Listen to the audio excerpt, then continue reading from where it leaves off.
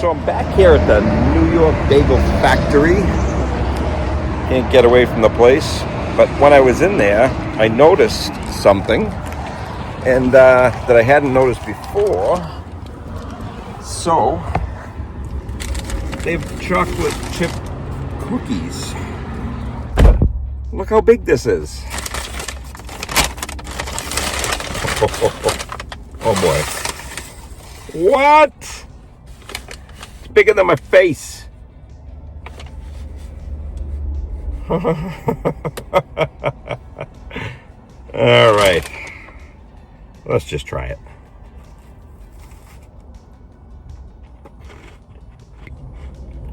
It's a little crunchy. I don't love crunchy in my chocolate chip cookie. Some people do. I think because it's not really fresh. Imagine having this fresh. Wow. There you have it. And I got a nice Americano with a little bit of milk. And they have that Red Barn, I think it is, coffee.